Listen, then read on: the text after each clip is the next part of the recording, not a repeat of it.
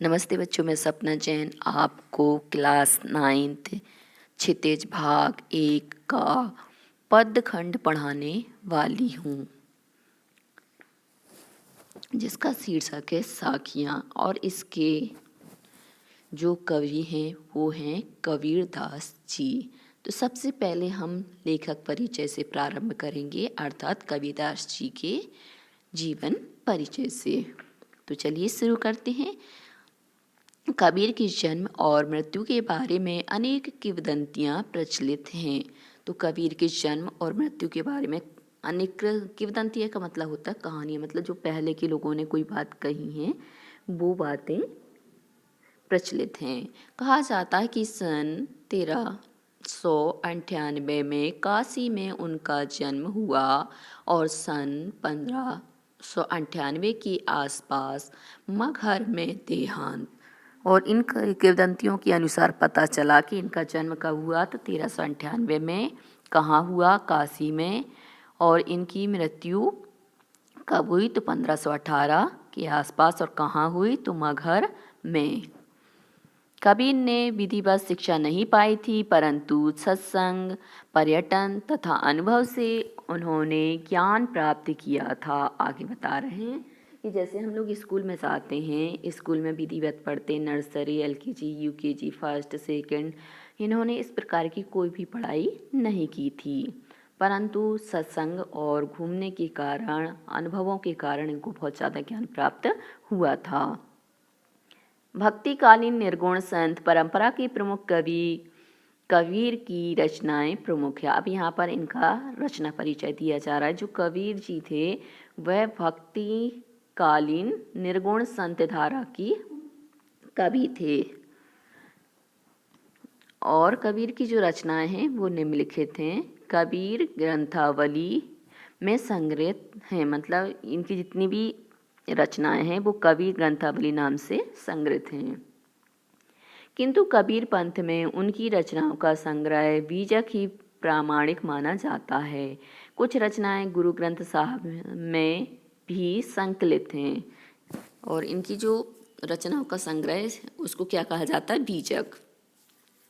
और कुछ रचनाएं गुरु ग्रंथ साहब में भी संकलित हैं। कबीर अत्यंत उदार, निर्भय तथा सद्गृहस्थ संत थे। अब यहाँ पर उनके गुणों की बात में बता रहे हैं कि कबीरदास जी कैसे थे, तो बहुत उदार वाली हृदय वाले व्यक्ति थे, भय से रहित थे और सद्गृहस्थ संत थे, मतलब घर में रहने वाले संत थे।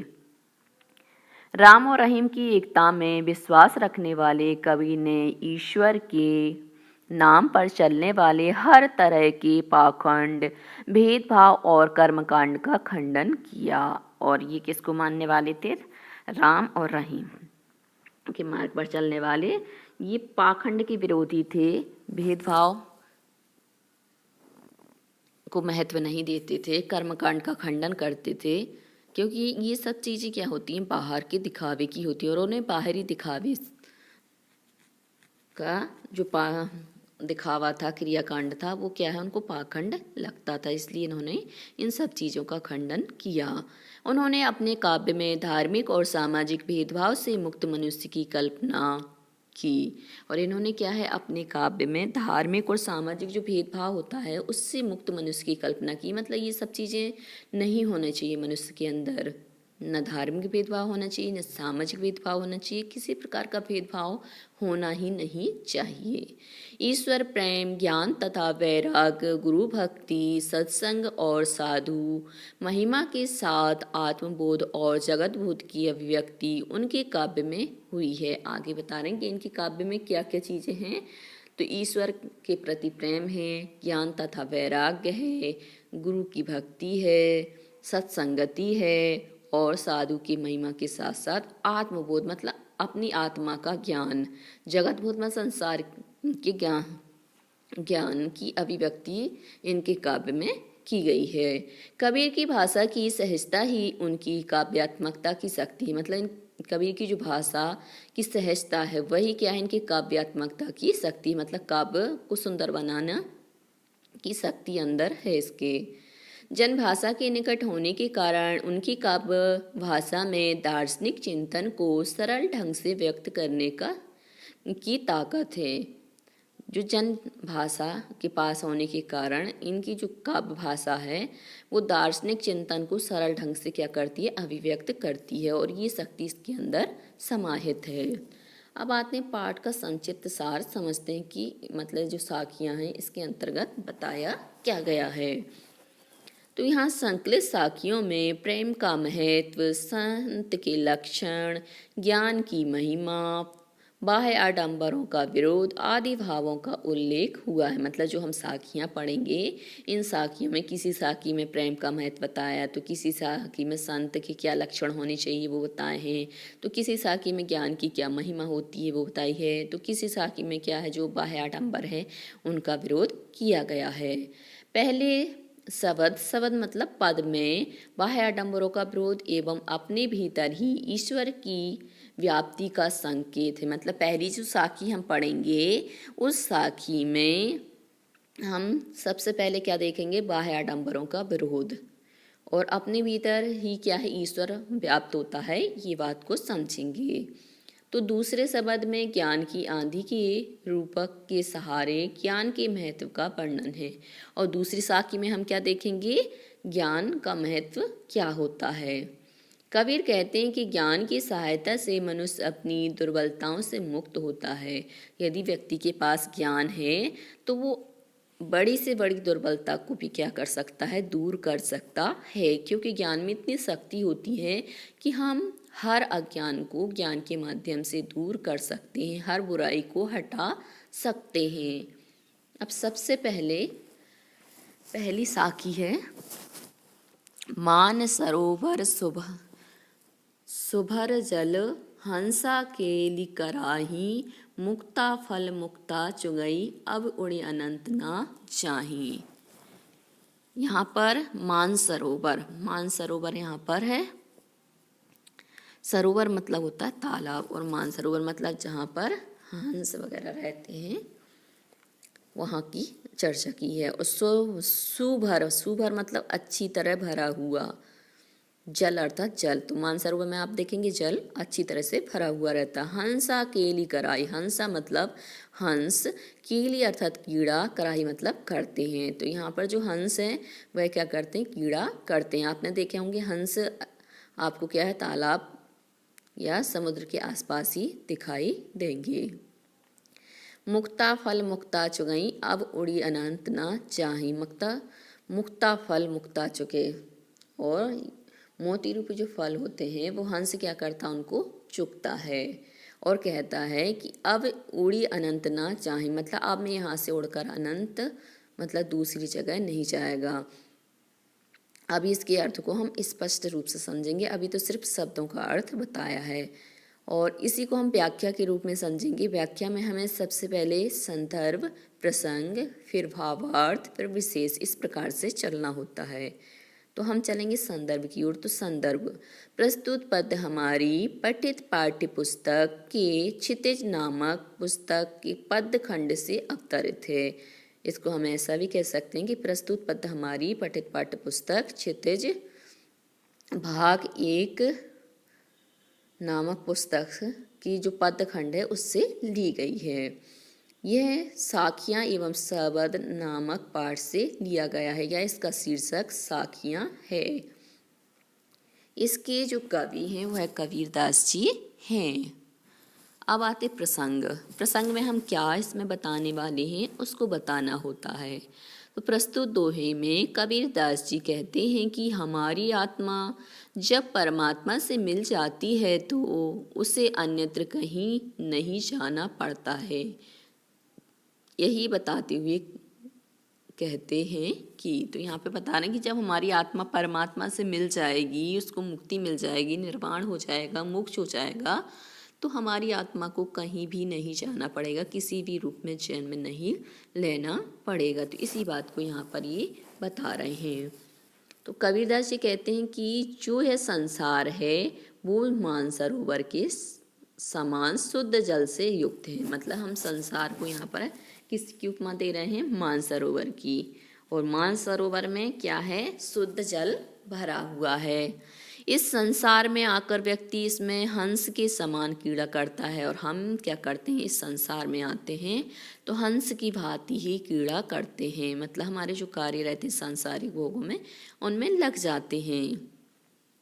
मुक्ता फल में से मोती चुंघता है, अर्थात जब आत्मा परमात्मा से मिल जाती है तो उसे अब उड़कर अन्यत्र नहीं जाना पड़ता है। तो यहाँ पर मुक्ता फल मुक्ता चुगे अब अनंत न जाए। यहाँ पर जो पर आत्मा है वो परमात्मा में जब लीन हो जाती है तो उसे क्या है? कहीं और नहीं जाना पड़ता है। मतलब जब हम ईश्वर में लीन हो जाते हैं, बोलते हैं हमारी जो आत्मा होती है, जब हम सारे कर्मों को नष्ट कर देते हैं तो कर्म नष्ट होने के बाद हमारी जो आत्मा है वो क्या करती है? मोक्ष पद को प्राप्त कर लेती है, अर्थात परमात्मा में लीन हो जाती है। अब आते हैं काव्य सौंदर्य। इसी को ही हम विशेष कह सकते हैं, इसी को ही हम काव्य की सुंदरता बढ़ाने के कारण काव्य सौंदर्य भी कह सकते हैं। यह एक दोहा छंद है, क्योंकि आपने देखा कि हमने जो वाचन किया वह क्या है? दोहा छंद। इसमें कबीर जी ने साधुक्कड़ी भाषा का प्रयोग किया। इसकी भाषा कौन सी है? साधुक्कड़ी। लाक्षणिक शैली का प्रयोग किया है, क्योंकि मानसरोवर किसको बताया? संसार को बताया है। और परमात्मा को क्या बताया है? मोती। ये मुक्ता फल में से मोती, मतलब यहाँ आत्मा और परमात्मा की बात करती, मुक्ता फल परमात्मा, मोती आत्मा, तो ऐसे क्या है? दोनों को बता दिया है। इनके काव्य में दार्शनिक चिंतन दिखाई देता है, मतलब दर्शन का जो दृश्य है वहाँ यहाँ पर दिखाई देता है, उसी का चिंतन किया गया है। अगला है प्रेमी ढूंढत में फिरूं, प्रेमी मिले न कोई, प्रेमी को प्रेमी मिले, सब विषय अमृत होय। यहाँ पे हम देखते हैं सबसे पहले शब्दार्थ। विष मतलब जहर, प्रेमी मतलब जो प्रेम करने वाला होता, तो प्रेमी ढूंढत मैं फिरो, मतलब मैं प्रेम करने वाले को ढूंढता हुआ यहाँ वहाँ फिरो, अर्थात घूमता रहा। प्रेमी मिले न कोई, मतलब प्रेमी अर्थात परमात्मा कोई भी नहीं मिला। यहाँ पे दो प्रेमी दिए हैं, एक प्रेमी दिया है परमात्मा के लिए और एक प्रेमी दिया है जीव आत्मा के लिए। हम क्या हैं? जीव आत्मा हैं, और जो मुक्त हो गए हैं, ईश्वर बन गए हैं, मोक्ष को प्राप्त हो गए हैं, वो हमारे लिए परमात्मा हैं। तो प्रेमी को प्रेमी मिले, सब विष अमृत होए। यदि परमात्मा जीवात्मा को परमात्मा मिल जाते हैं तो जहर भी क्या है? अमृत में परिवर्तित हो जाता है।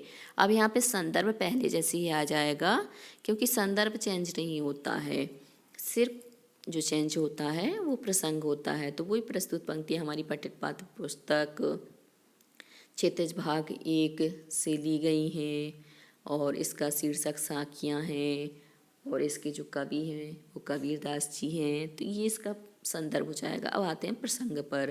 प्रस्तुत दोहे में कबीरदास जी कहते हैं कि जब हमारी जीवात्मा परमात्मा को ढूंढती फिरती है तो अंत में जब मिलन होता है तो जितनी भी बुराई हमारे अंदर आती हैं वह अच्छाई में बदल जाती हैं। इसी को बताया गया है। तो प्रस्तुत दोहे का अर्थ बताते हुए कबीरदास जी कहते हैं कि मैं जीवात्मा जब परमात्मा को खोजता फिरता हूँ तो मुझे इस संसार में परमात्मा नहीं मिलता। दिया है ना, प्रेमी ढूंढत में फिरो, प्रेमी मिले न कोई, मतलब जीवात्मा परमात्मा को ढूंढती इधर उधर घूम रही है, परंतु उसे परमात्मा नहीं मिल रहे हैं।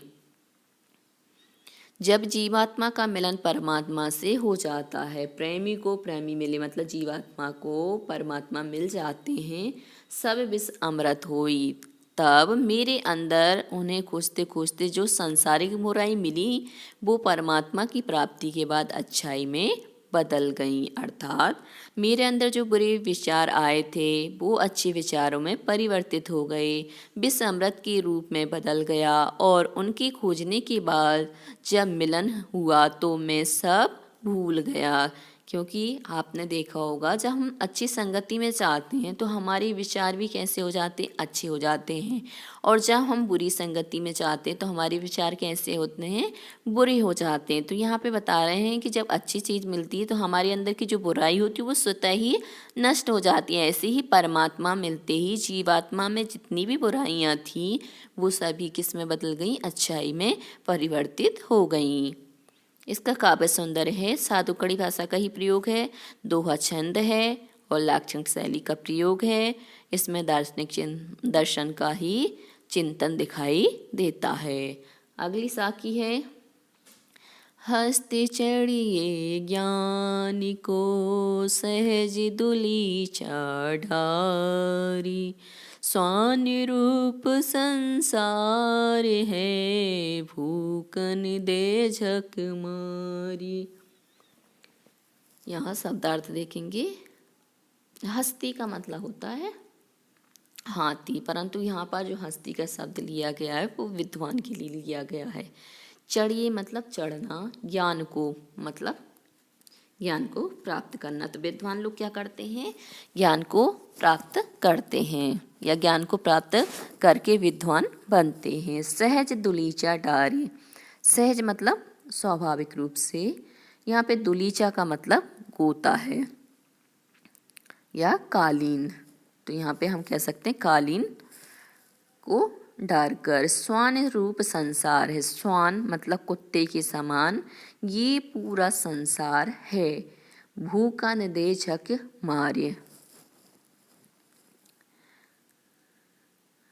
ये भूखा न दे झक मारे मतलब भूख दे देकर ये हमें मारता है। तो यहाँ पे संदर्भ पूर्वत रहेगा, प्रसंग चेंज होगा बस।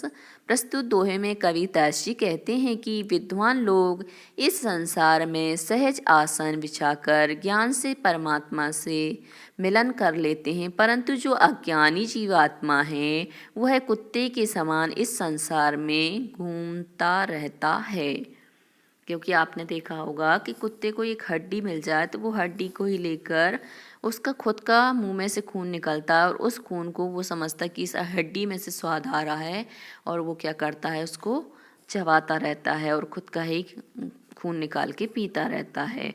तो हम जो जीवात्मा है वो कैसे कुत्ते के समान हैं और हम क्या करते हैं, इधर उधर घूमते रहते हैं। और जैसे ही हमें भगवान मिल जाते हैं, परमात्मा मिल जाते हैं, तो हम क्या करते हैं, मुक्त हो जाते हैं संसार से और जो अज्ञान होता है वो हमारा दूर हो जाता है। आप देखते हैं व्याख्या। प्रस्तुत दोहे में कबीरदास जी कहते हैं कि इस संसार में जो जीवात्मा है वो कुत्ता के समान संसार में आकर भूख के कारण यहाँ वहाँ घूमता फिरता है। क्योंकि देखो हम तो इंसान हैं, हम क्या कर सकते हैं, अपना भोजन बना सकते हैं, खा सकते हैं। पर यहाँ पर कुत्ते का उदाहरण इसलिए लिया कि कुत्ता भोजन बना नहीं सकता, उसको मिल गया तो खा लिया, किसी ने दे दिया तो खा लिया, किसी से छीन लिया तो खा लिया। तो ऐसे ही हमारे जो जीवात्मा है उसको क्या कुत्ते के समान बताया है कि संसार में आकर वो क्या करता है, भूख के कारण यहाँ वहाँ घूमता रहता है। यदि हमारे अंदर भूख प्यास ना हो तो हमें इतना संसार में घूमना ही नहीं पड़े, हम आत्म ध्यान में लीन हो जाए। एक भूख ऐसी चीज़ होती है, ऐसी वेदना होती है जिसको हम क्या है, बिना खाए दूर नहीं कर सकते। या तो हमारी इंद्रियों पर हमारी इतनी विजय प्राप्त होनी चाहिए कि हमें ये छोटी छोटी जो चीज़ें हैं वो व्याप्त ना कर सकें, परंतु ऐसा होता नहीं है, हम भूखे नहीं रह सकते हैं। उसकी भूख कभी शांत नहीं होती, अर्थात सांसारिक वैभव को पाकर भी वह तृप्त नहीं होता है। हमें देखो कितनी सुख सुविधाएं मिलती है, हमारे पास गाड़ी होती है, घर होता है, इतने अच्छे अच्छे खाने पीने के साधन होते हैं, उसके बाद भी हम क्या और पैसा कमाने में लगे रहते, और पैसा कमाने लगती, मतलब हमारी आत्मा तृप्ति नहीं होती, कमाई जाती है और उसकी इच्छाएं बढ़ती ही जाती। मतलब हमें जितना धन मिलता है हमें और धन पाने की लालसा पैदा हो जाती है। वो यहाँ पर आकर इधर उधर घूमता रहता है। वहीं कुछ ज्ञानी आत्मा इस संसार में आकर अपना साधारण कालीन बिछाकर उससे काम चलाकर अर्थात सांसारिक मोह माया में ना पड़कर जितनी कम आवश्यकताएं हैं उन्हीं से काम चलाकर ज्ञान प्राप्त कर अंत में विद्वान बनकर मुक्ति को प्राप्त कर लेते हैं। मतलब आपने देखा होगा जो साधु संत हैं, तो साधु संत क्या हैं, यहाँ पर अपनी तपस्या के कारण एक छोटा सा सिंहासन उनको मिलता है, एक चटाई मिलती है, उस चटाई पर ही ध्यान लगाकर या पत्थर की एक शिला पर बैठकर ध्यान लगाकर वो क्या करते हैं, जो मोह माया होती है उससे छूट करके, जितना यदि उनको भोजन मिल गया, किसी ने भोजन करा दिया तो ठीक है, नहीं कराया है तो बैठे हैं ध्यान में, तो वो क्या करते हैं, विद्वान बन करके मुक्ति को प्राप्त हो जाते हैं। मतलब वो ज्ञान अर्जन कर करके इस संसार से छूट जाते हैं, अर्थात अपने ज्ञान से परमात्मा को प्राप्त कर इस संसार से मुक्त हो जाते हैं, मुक्त आत्मा बन जाते हैं। यहाँ काव्य सौंदर्य में वही रहेगा, दोहा छंद है और लाक्षणिक शैली है। अब भाषा इसकी साधुकड़ी है। अब आते हैं अगली साखी पर। पाखा पखी के कारणे सब जग रहा भुलान, निरपख होई के हरि भजई सोई संत सुजान। अब यहाँ पर पखा पखी मतलब पख मतलब होता पक्ष और अपखी का मतलब होता विपक्ष, क्योंकि यहाँ पे संधि विच्छेद हम जब करेंगे तो पक धन अपखी, तो पक्ष धन यहाँ पर पक्ष एक हो जाएगा पख का और अपखी का मतलब हो जाएगा विपक्ष। कारणे अर्थात कारण, तो पक्ष और विपक्ष के कारण से निरपक्ष मतलब निष्पक्ष, निरपक्ष हो जाएगा इसका अर्थ। भजई मतलब भजता है किसको, ईश्वर को। स्मरण करना, याद करना, भजना। संत अर्थात महात्मा। सुजान मतलब चतुर या ज्ञानी आत्मा। तो कह रहे हैं पखा पखी के कारण मतलब पक्ष विपक्ष के कारण से सब जग रहा भुलान मतलब सारे संसार को भुला रहा है। निरपक होई के हरि भजे मतलब निष्पक्ष होकर के यदि ईश्वर को भजता है, ईश्वर को याद करता है, सोई संत सुजान मतलब वही क्या है, चतुर महात्मा है या वही ज्ञानी महात्मा है। अब इसके प्रसंग को देखते हैं। प्रस्तुत दोहे में कबीर जी बताते हैं कि जो अज्ञानी व्यक्ति होते हैं वो इस संसार में आने के बाद अपने को पक्ष विपक्ष में डालकर संसार में किस कारण से आए हैं यह भूल जाता है। यदि वह निष्पक्ष होकर प्रभु का भजन करने लगे तो वह ज्ञानी संत बन सकता है। मतलब हमने 84 लाख योनियों के बाद जो जन्म लिया वो ऐसे ही नहीं लिया है, हमने अपने मनुष्य जीवन को सार्थकता दिलाने के लिए ये जन्म लिया। फिर भी हम यहाँ पे क्या आते हैं, लड़ाई झगड़ों में लग जाते हैं, सुख सुविधाओं को खोजने लगते हैं और हम निष्पक्ष नहीं होते, मतलब पक्ष विपक्ष में लगे रहते कि मतलब हम सही हैं तुम गलत हो, वो कहें सामने वाला कहेगा नहीं हम सही हैं तुम गलत हो। इस प्रकार की लड़ाई में पक्ष विपक्ष में लग जाते हैं और हम किस लिए आए हैं ये भूल जाते हैं। हम आए हैं ईश्वर की प्राप्ति के लिए, परमात्मा की प्राप्ति के लिए, ज्ञान अर्जन कर हम भी क्या है परमात्मा बन सके। इन सब चीज़ों को भूल करके हम क्या करते हैं, इन सब चीज़ों में लग जाते हैं और जो निष्पक्ष होकर के प्रभु का भजन करने लगते हैं वही तो ज्ञानी संत बन जाता है।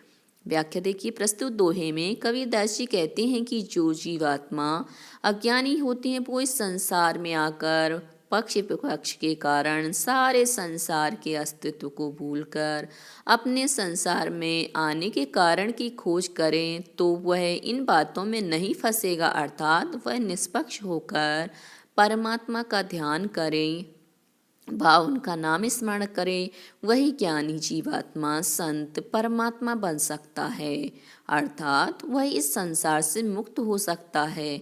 हम यहाँ पे आके हमारे अस्तित्व को हम किस कारण से आए, जब हम मतलब गर्भ में होते हैं और गर्भ में जब हमें इतने कष्ट मिलते हैं तो हम सोचते हैं बस हम यहाँ से निकल जाएं और यहाँ से निकलने के बाद हम बहुत अच्छे अच्छे काम करेंगे और भगवान का ध्यान करेंगे और हम भी भगवान बन जाएंगे। परंतु जैसे ही संसार में आते हैं तो हम सांसारिक चीज़ों में फंस जाते हैं और हम जिस लक्ष्य को लेकर आए हैं उस लक्ष्य से भी भटक जाते हैं। तो यहाँ पर यही बताया है।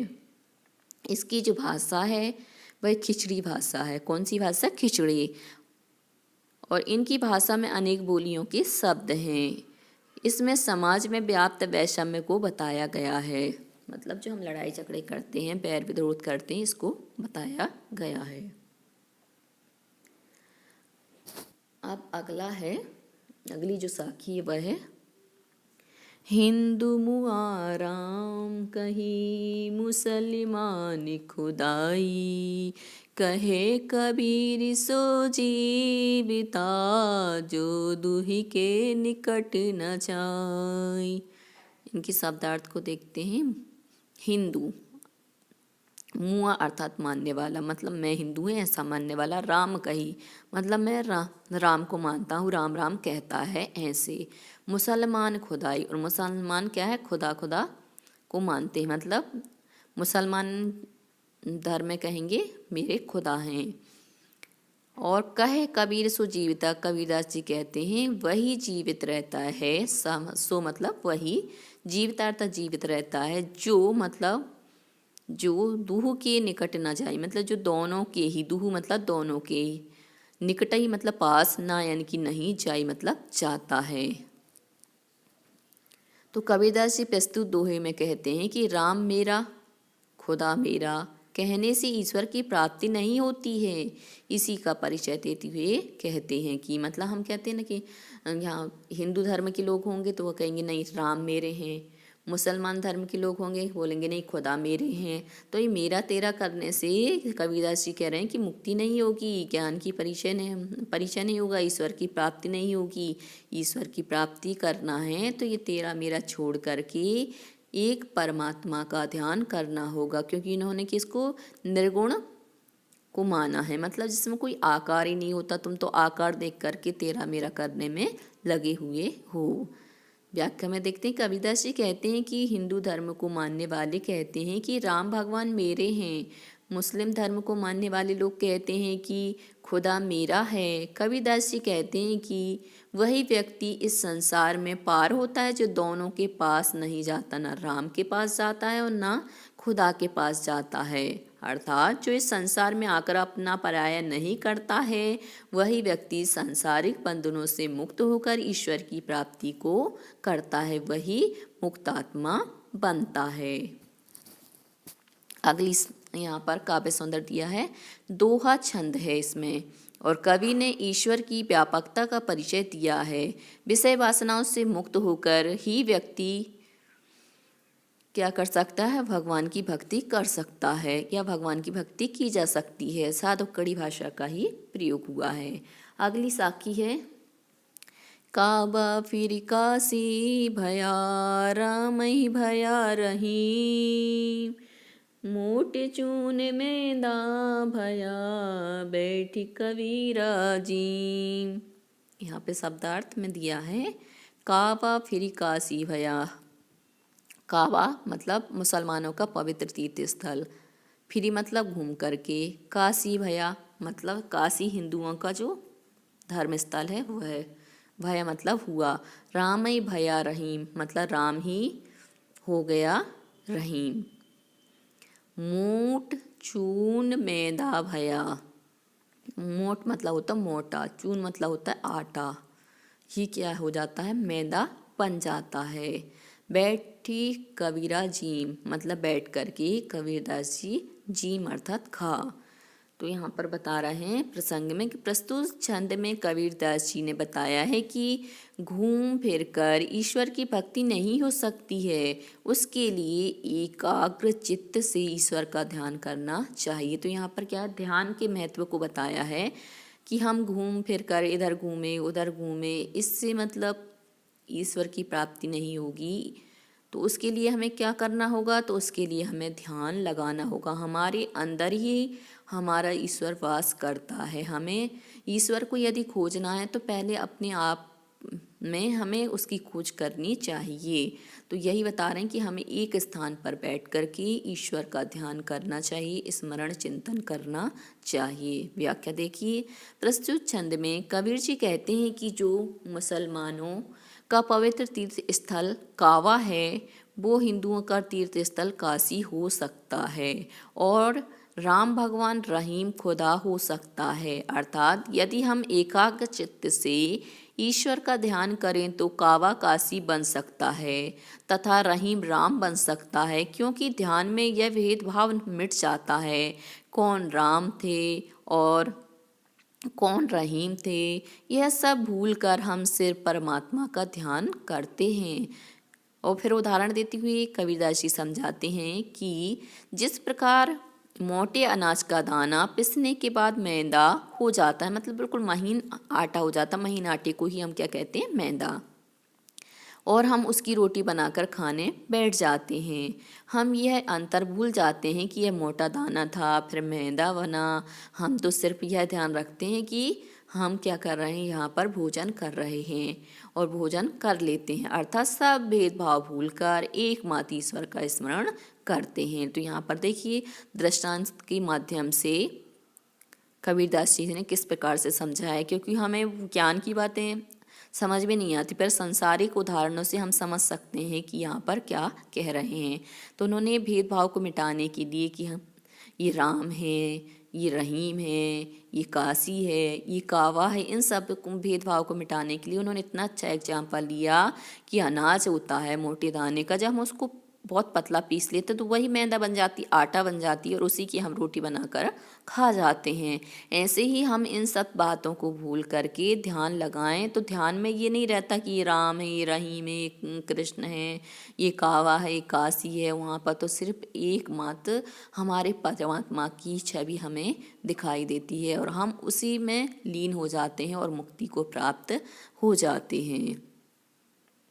यहाँ पर काव्य सौंदर्य है, इसकी भाषा सहज व सरल है, लाक्षणिक शैली का प्रयोग है, दोहा छंद है और उदाहरण अलंकार है। आपने देखा था यहाँ पर उदाहरण दिया था, इस कारण से यहाँ पर जो अलंकार हो गया वो कौन सा हो गया, उदाहरण अलंकार। अगली साखी है, ऊंचे कुल का जन्मिया जे करनी ऊंचे न होय, सुबरन कलश सुरा भरा साधु निंदा सोई। यहाँ पर शब्दार्थ है इनकी, ऊंचे कुल का जन्मिया मतलब ऊंचे कुल में जन्म लेने वाला व्यक्ति, जे करनी ऊंच न होए जिसकी करनी अर्थात कार्य काम उच्च मतलब ऊंचे, ना यानी कि नहीं हुई मतलब होते हैं। सुबरन कलश सुरा भरा, सुबरन मतलब सोने का, कलश अर्थात घड़ा, सुरा अर्थात मदिरा, भरा मतलब भरा हुआ, साधु निंदा सोही, साधु मतलब अच्छे स्वभाव वाले की, निंदा मतलब बुराई, सोई मतलब उसकी, तो वो उसकी ये मान लो सोने, यहाँ पर ये रूप रंग के आधार पर बता रहे हैं कि मान लो हमने अच्छे उच्च कुल में जन्म ले लिया है, परंतु हमारे जो काम है वह क्या है, निम्न कुल वालों के हैं, मतलब जो कार्य हमें नहीं करना चाहिए हम ऐसे कार्यों को कर रहे हैं। और हम क्या है, हमारा जो शरीर है वह कैसा है, सोने के घड़े के समान है, मतलब बहुत अच्छी दिख रहे हैं, बिल्कुल गोरे हैं, अच्छे हट्टे कट्टे हैं, और उसके अंदर मान लो बुरी चीज़ें भरी हुई हैं, साधु स्वभाव ना हो करके गलत स्वभाव है, तो हमारी निंदा होगी कि नहीं होगी, लोग प्रशंसा करेंगे कि निंदा करेंगे, निंदा करेंगे। आपने देखा होगा कि कोई व्यक्ति बाहर से बहुत अच्छा दिखाई देता है और हम उसको देख कर कहते वाह यार कितना अच्छा व्यक्ति, कितना सुंदर है, और जैसे ही उससे बात करते हैं और वो बात करने में जब हमें उल्टे सीधे जवाब देता है, हमसे ढंग से बात नहीं करता, तो हम क्या कहते हैं, ये तो कितना घमंडी, हम तो सोच रहे थे बहुत अच्छा है। तो ऐसे ही यहाँ पर बताया कि कबीरदास जी कहते हैं कि ऊंचे कुल में जन्म लेने से कोई व्यक्ति ऊंचा नहीं होता।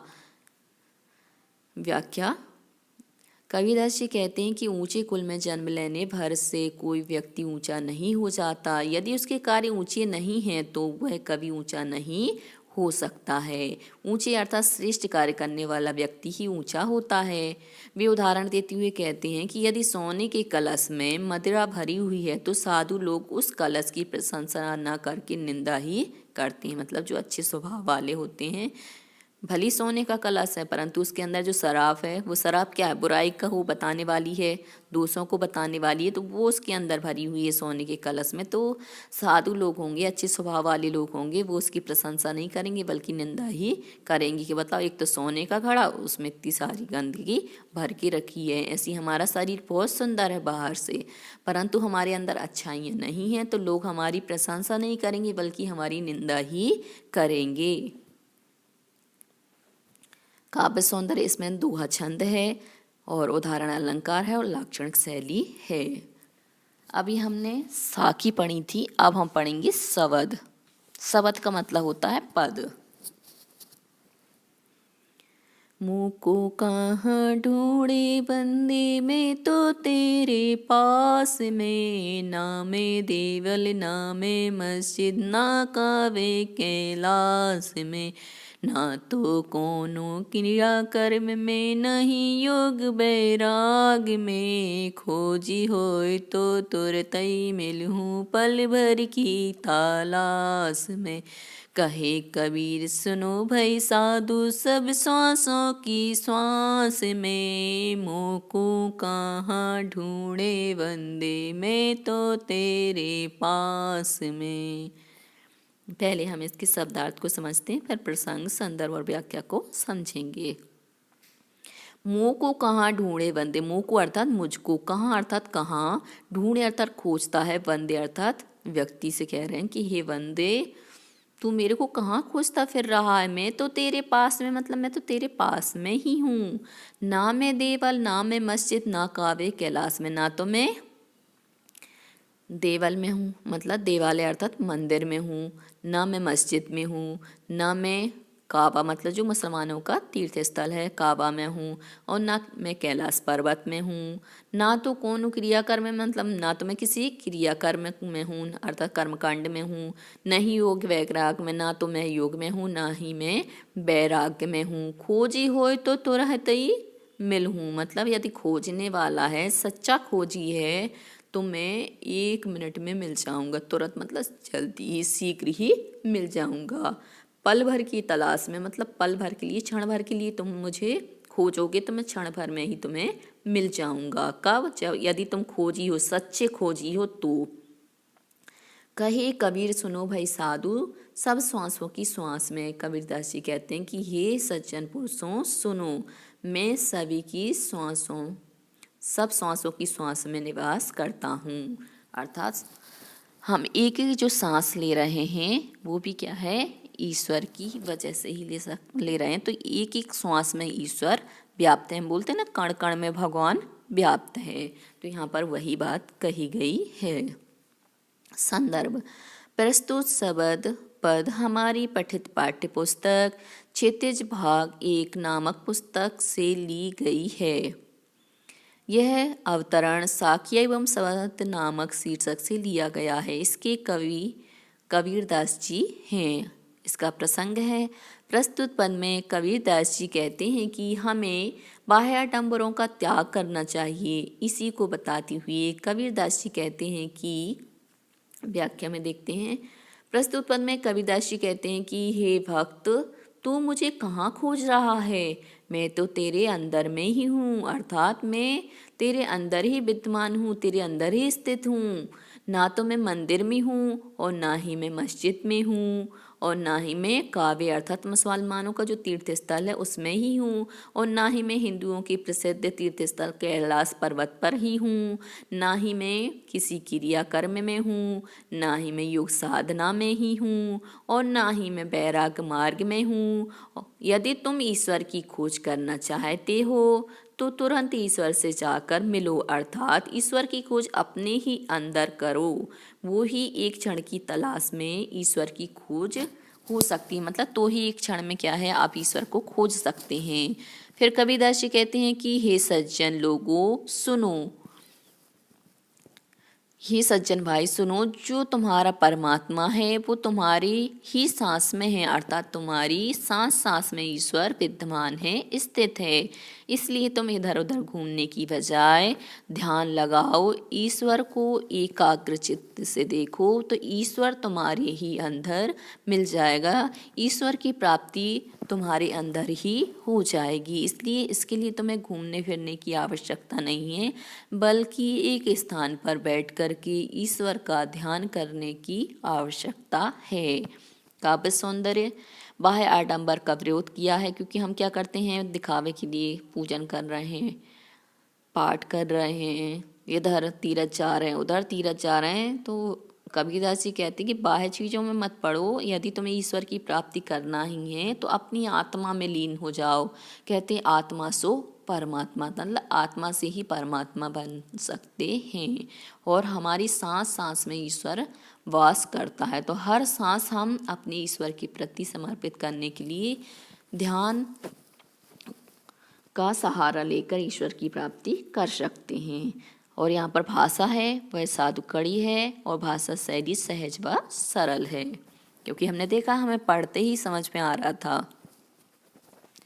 अगला पद है या अगला शब्द है, संतो भाई आई ज्ञान की आंधी रे, भ्रम की टाटी सबई उड़ानी, माया रहे न बांधी, हित चित की दो थून गिरानी, मोह बलिंडा टूटा, तृष्णा छानी पर घर ऊपर ही, कुबदी का भांडा फूटा, जोग जुगति करी संतों बांधी, निर्चुचुबे ना पाणी, कूड़ कपट काया का निकसा, हरि की गति जब जानी, आंधी पीछे जो जल बूठा, प्रेम हरि जन भीना, कहे कबीर बान के प्रगटे, उदित भया तम खीना। आगे बता रहे हैं यहाँ पर, पहले शब्दार्थ के माध्यम से जानते हैं। संतो भाई आई ज्ञान की आंधी रे, तो यहाँ पर कह रहे हैं कि हे संत भाई, यहाँ पर ज्ञान लिखा है तो इसका हो जाएगा ज्ञान, तो यहाँ पर क्या, ज्ञान की आंधी आई है। भ्रम की टाटी सबे उड़ानी, और जैसे ही मुझे ज्ञान की प्राप्ति हुई, तो ज्ञान की प्राप्ति होते ही जो मेरे अंदर भ्रम की टाटी थी, टाटी मतलब पर्दे के लिए लगाए हुए बांस आदि की जो फट्टियों का पल्ला होता है उसे बोलते हैं टाटी, तो वो क्या हो गई, उड़ गई। क्योंकि आंधी आती तो आपने देखा होगा झोपड़पट्टी जो होती है वो जल्दी से उड़ जाती, कपड़े उड़ जाते हैं, कई बार तो पेड़ भी उड़ जाते हैं जो मजबूत नहीं होते, बहुत ज़्यादा छोटे मोटे पेड़ होते हैं तो वो भी उड़ जाते हैं आंधी आते ही। तो ऐसे ही जो ज्ञान की आंधी आई तो उस आंधी ने क्या किया, जो भ्रम की चट्टी लगी हुई थी, अर्थात पर्दे के लिए लगाई हुई बांस आदि की फट्टियों का जो पल्ला था उसको उड़ाकर ले गई। माया रही न बांधी, मतलब माया भी बंधी हुई नहीं रही। हित चित्त की दो थूनी गिरानी, अब यहाँ पे बता रहे हैं, थूनी मतलब होता है स्तंभ या टेक।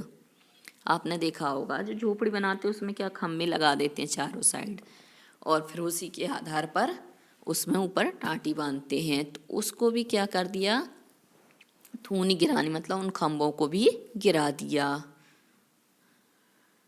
मोह बलिंडा टूटा, और बलिंडा का मतलब यहाँ पर छप्पर, तो जो छप्पर की मजबूत मोटी लकड़ी थी वह भी क्या हो गई, टूट गई। तृष्णा छाणी पर घर ऊपरी, तृष्णा मतलब जो तृष्णा थी, छाणी अर्थात छप्पर, परी घर ऊपरी मतलब घर के ऊपर था वो भी क्या है, टूट गया चारों ओर से। कुबदी का भांडा फूटा, कुबदी मतलब बुरी बुद्धि का, जो भांडा मतलब रहस्य, फूटा मतलब फूट गया अर्थात खुल गया, भेद खुल गया, उद्घाटित हो गया। तो जो कुबुद्धि का भेद था वह भी क्या हो गया, खुल गया। जोग जुगति कर संतों बांधी, जोग मतलब योग, जुगति अर्थात युगति, करी मतलब करके, संतों बांधी मतलब संतों ने बांधी थी। निर्चु चुबे न पानी, निर्चु मतलब थोड़ा भी, चुबे अर्थात चूता है या रिश्ता है, ना अर्थात नहीं, पानी अर्थात पानी, तो अब क्या है, थोड़ा सा भी पानी नहीं चूता है।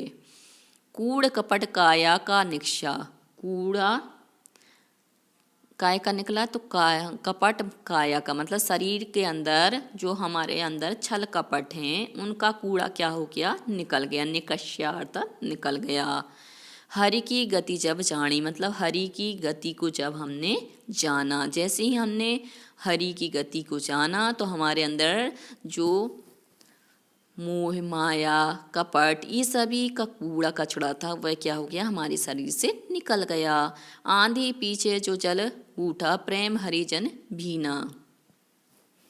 और कह रहे हैं कि आंधी पीछे जो जल उठा, मतलब आंधी के बाद जो जल गिरा, प्रेम हरिजन भीना, मतलब वो क्या है, भगवान के प्रेम के कारण व्यक्ति क्या हो गया, उसमें भीना अर्थात भीग गया।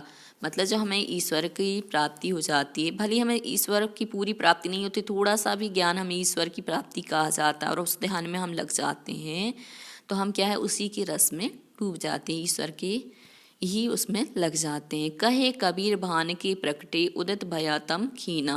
कबीरदास जी कहते हैं कि भान मतलब ज्ञान के, प्रकटे मतलब प्रकट होते ही, उदित मतलब प्रकाशित हुआ, भया मतलब हुआ, तम खीना, खीन मतलब क्षीण हुआ। अर्थात जैसे ही मुझे ज्ञान आया तो ज्ञान के कारण जो मेरा अज्ञान था, जो मेरा भ्रम था, वह क्या हो गया, दूर हो गया और मेरे अंदर क्या है, ज्ञान की प्राप्ति हो गई, समझ आ गई। संदर्भ पहले जैसे ही रहेगा, प्रसंग बस चेंज हो जाएगा। कि प्रस्तुत शब्द में कबीरदास जी कहते हैं कि ज्ञान रूपी आंधी आने से जो अज्ञान होता है वो दूर हो जाता है। इसी को इस शब्द में बताया गया है। व्याख्या देखते हैं, अर्थात भावार्थ। इस शब्द में कबीरदास जी कहते हैं कि हे सज्जन भाई, ज्ञान रूपी आंधी आई है, अर्थात तुम्हें ज्ञान मिल रहा है तो उसे ग्रहण कर अज्ञान को दूर करो। जो तुम्हारे अंदर भ्रम रूपी टट्टी अर्थात पर्दे के लिए लगाए हुए बांसादी की फटनियों का पल्ला है, उसे यह उड़ाकर ले जा रहा है। जो माया है वह बांधने पर भी बंधी नहीं रह पा रही है, अर्थात ज्ञान रूपी आंधी ने मोह माया के बंधन को भी तोड़ दिया है। अर्थात जिस प्रकार आंधी के आने से जो कमजोर झोपड़ी होती है, सबसे पहले उसकी टाटी चारों ओर से जो दीवार होती है वह उड़ जाती है, उसके बंधन खुल जाते हैं। जिन खंभों पर वो टिकी होती है वो खंभे धराशायी हो जाते हैं। फलस्वरूप छत को रोकने के लिए एक खंभे से दूसरे खंभे तक लगा बलिंडर अर्थात मोटी लकड़ी भी टूट जाती है। बलिंडर टूटने पर छत गिर जाती है, जिससे झोपड़ी के अंदर के भाड़े अर्थात मिट्टी के बर्तन आदि टूट फूट जाते हैं। जिनकी झोपड़ी अच्छी युक्ति लगाकर छाई रहती है, उन पर आंधी का कोई प्रभाव नहीं पड़ता। मतलब जिनके अंदर अच्छा ज्ञान होता है, सद्बुद्धि होती है, सद्ज्ञान होता है, तो उनको है ना छोटी मोटी आंधी नहीं हिला सकती, उन पर आंधी का कोई प्रभाव नहीं पड़ता, उसमें एक बूंद भी पानी नहीं छूता। मतलब उनके पास इतना ज्ञान है कि कितनी तीव्र आंधी आ जाए, बताते हैं कि पर्वत के समान वो स्थिर रहते हैं। भले कितनी आंधी आ जाए वो टस से मस नहीं होते, अचल रहते हैं। तो जिनके पास ज्ञान होता है तो उनका आंधी भी कुछ नहीं बिगाड़ सकती, अर्थात उनके घर में एक बूंद भी पानी नहीं गिरती है। जिनकी झोपड़ी गिर जाती है वो लोग टूटे हुए बर्तनों को कूड़ा कचड़ा समझकर फेंक देते हैं, घर की साफ सफाई करते हैं। वर्षा के कारण झोपड़ी के अंदर की सारी चीज़ें धुल जाती हैं, जिससे झोपड़ी स्वच्छ हो जाती है। वर्षा के बाद सूरज निकलता है तो मेघों के कारण छाई अंधियारी भी दूर हो जाती है, अर्थात अंधकार भी दूर हो जाता है। वातावरण सुंदर और मनोहारी हो जाता है। कबीरदास जी ने ज्ञान के आगमन की तुलना ऐसी आंधी से करते हुए कहते हैं कि जब ज्ञान का आगमन होता है तो सबसे पहले मन का भ्रम दूर हो जाता है, माया का बंधन खत्म हो जाता है। फलस्वरूप अपने और केवल अपनों के स्वार्थ के बारे में सोचने की मनोवृत्ति समाप्त हो जाती है। मन का मोह भंग हो जाता है। मोह भंग होने से और पाने की जो लालसा या लोभ लालच है वह भी मिट जाता है, जिससे हमारे अंदर की कुबुद्धि, दुर्बुद्धि और मन के समस्त विकार हैं वह नष्ट हो जाते हैं। जो सच्चे और संत प्रवृत्ति के लोग होते हैं उन पर ज्ञान के आगमन से कोई विशेष परिवर्तन नहीं होता। ज्ञान प्राप्ति के बाद जब अंदर के समस्त विकार मिट जाते हैं तब मन शांत और निर्मल और प्रेम से परिपूर्ण हो जाता है।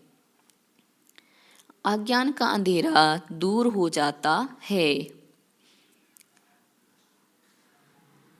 और अज्ञान के अंधेरे के दूर होने से मन में भक्ति भाव जग जाती है और भक्त ईश्वर से मिल जाता है, अर्थात भक्त ईश्वर में लीन हो जाता है, अर्थात ईश्वर ही बन जाता है। तो आपने देखा कि मतलब जो ज्ञान है वो ज्ञान हमें बहुत ज़्यादा ज़रूरी है। और ज्ञान सिर्फ ये नहीं कि हमने नॉलेज ले लिया तो नॉलेज हमारे लिए काम करेगा, सद ज्ञान होना चाहिए जिसमें हमें निष्पक्ष ज्ञान होना चाहिए, मतलब जिसमें हम क्या किसी का पक्ष ना लें। और निस्वार्थ भाव का जो ज्ञान होता है वही हमारा ज्ञान होता है। वो कैसा होता है? सद ज्ञान होता है। और सद ज्ञान से ही हम ईश्वर की प्राप्ति कर सकते हैं। और यहाँ पर सत्संगति भी इसलिए बताई है कि यदि हमारी संगति अच्छी होगी तो हम क्या है अच्छा ज्ञान अर्जन करेंगे, अच्छे काम करेंगे। परंतु हमारा वही ज्ञान यदि कुज्ञान बन जाए तो वो क्या करने लगेगा? बुरे कार्यों में लग जाएगा। तो यहाँ पर जिनके पास अच्छा ज्ञान था तो उसका आंधी कुछ नहीं कर पाई, उनको हिला भी नहीं पाई, उनके घर में एक बूंद पानी की गिर नहीं पाई। परंतु जिनका ज्ञान बेकार था तो वो उनका तो सब कुछ टूट गया, मतलब माया मोह जितनी भी सब चीज़ें थी सब उनको क्या कर दी? प्रभावित कर दी।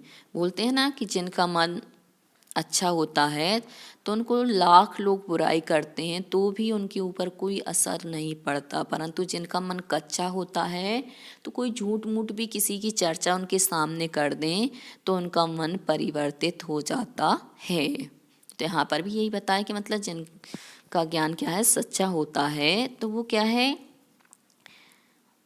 सच्चे ज्ञान के कारण आंधी भी मतलब दूसरी बुराइयां आकर भी उसका कुछ नहीं बिगाड़ सकती। परंतु जिनके पास अज्ञान होता है तो उनको आंधी और छोटे छोटे जो कारण होते हैं वो भी क्या करते हैं? हिला कर रख देते हैं और सब उनका नष्ट कर देते हैं।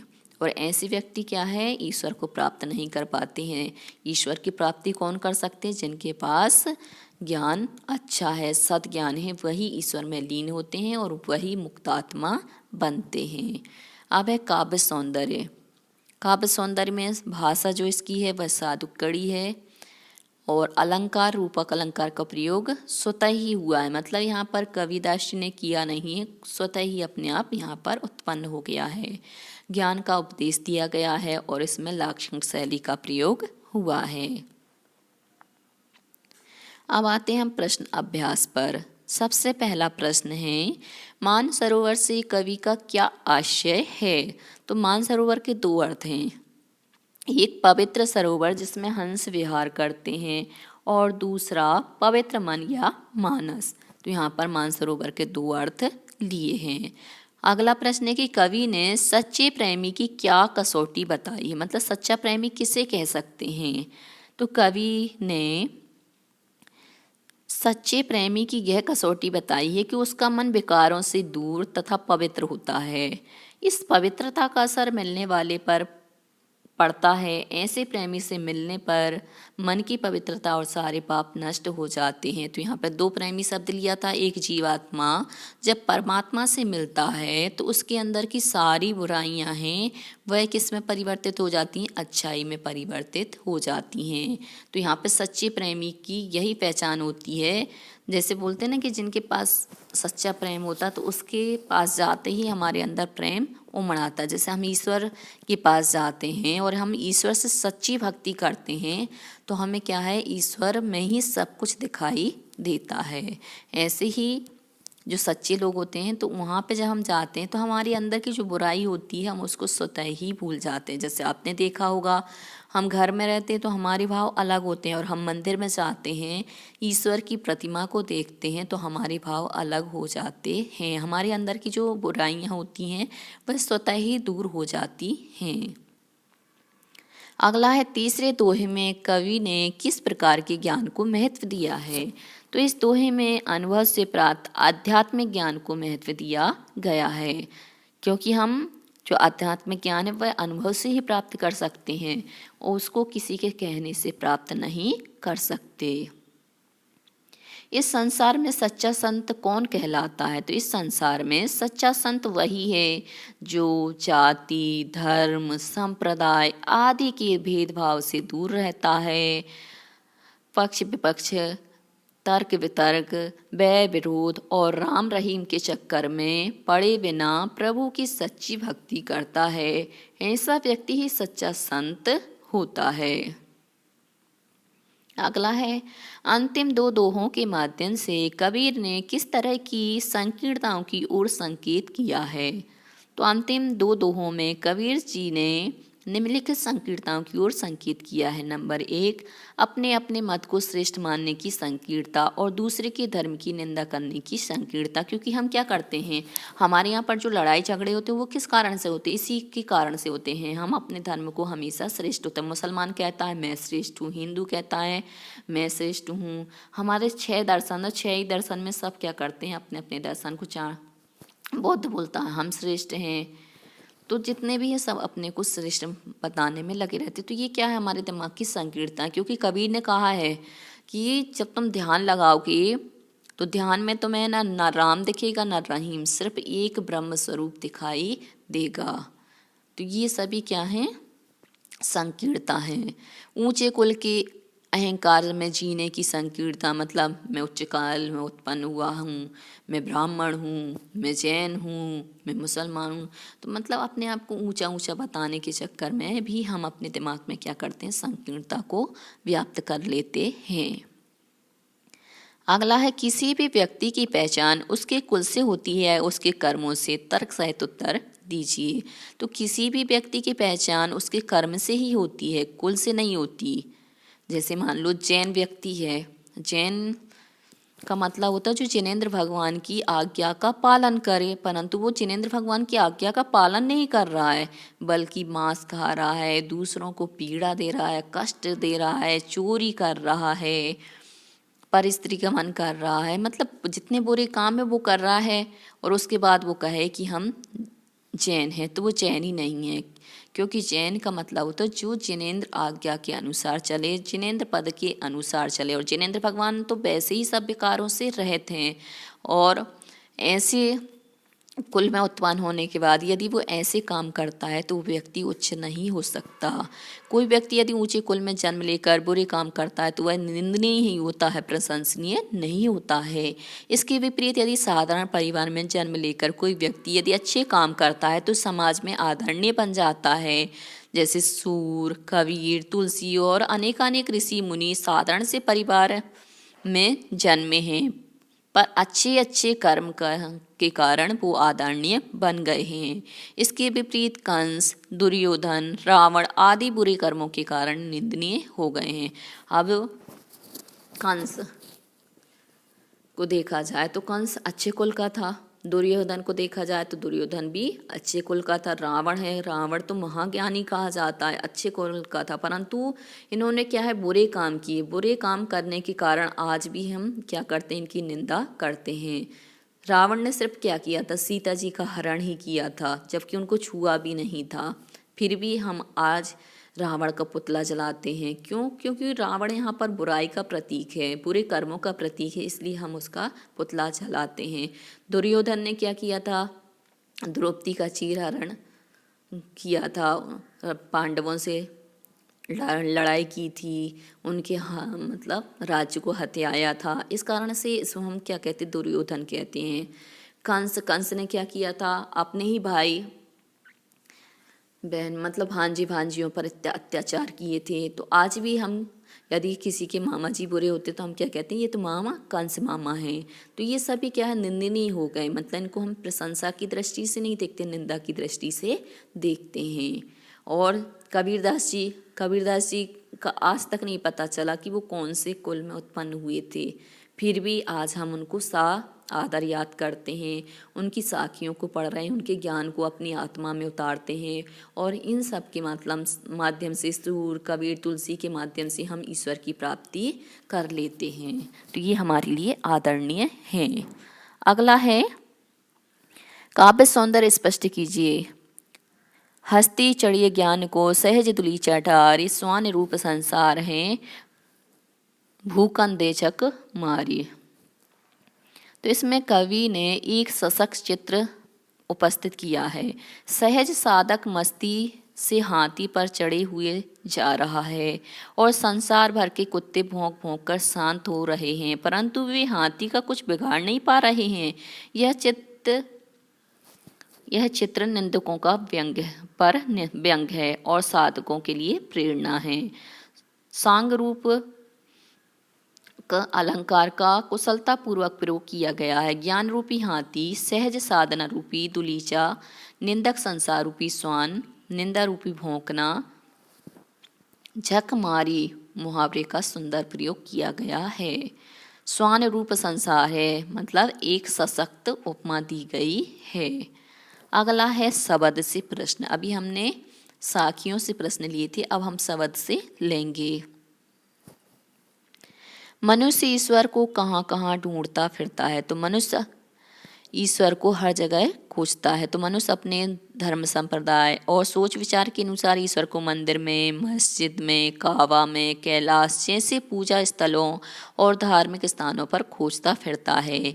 ईश्वर को पाने के लिए कुछ लोग योग साधना करते हैं, तो कुछ सांसारिकता से दूर होकर सन्यासी वैरागी बन जाते हैं और इन क्रियाओं के माध्यम से ईश्वर को पाने का प्रयास करते हैं। अगला है ईश्वर। कबीर ने ईश्वर प्राप्ति के लिए किन प्रचलित विश्वासों का खंडन किया है। तो कबीर ने ईश्वर प्राप्ति के प्रचलित विश्वासों का खंडन किया है।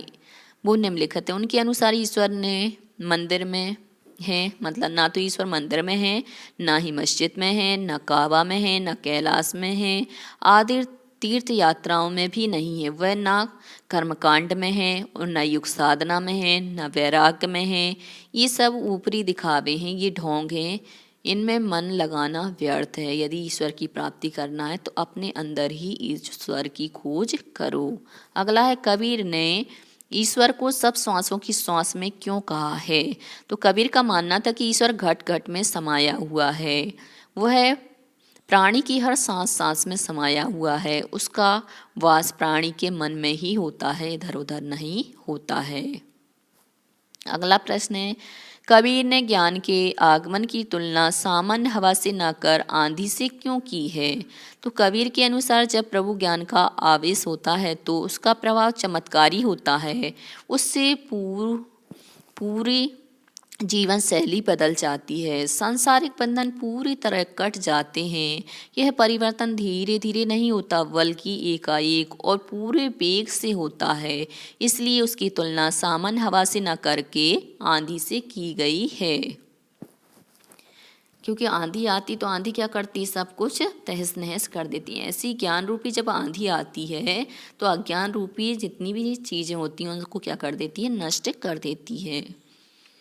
अगला प्रश्न है कि ज्ञान की आंधी का भक्त के जीवन पर क्या प्रभाव पड़ता है। तो ज्ञान की आंधी आने से भक्त के जीवन पर अनेक प्रभाव पड़ते हैं। जैसे भक्त के मन पर छाया ज्ञानता का भ्रम दूर हो जाता है। भक्त के मन का कूड़ा करकट, लोभ लालच आदि निकल जाता है। मन में प्रभु भक्ति का भाव जगता है। भक्त का जीवन भक्ति के आनंद में डूब जाता है। अगला है भाव स्पष्ट कीजिए। हित चित की द्विथूनी गिरानी मोह बलिंडा टूटा। तो इसका भाव यह है कि ईश्वरीय ज्ञान हो जाने के बाद प्रभु प्रेम के आनंद की वर्षा हुई है। उस आनंद में भक्त का हृदय पूरी तरह सराबोर हो गया, अर्थात डूब गया है। आगे है आंधी पीछे जो जल बूढ़ा प्रेम हरिजन भीना।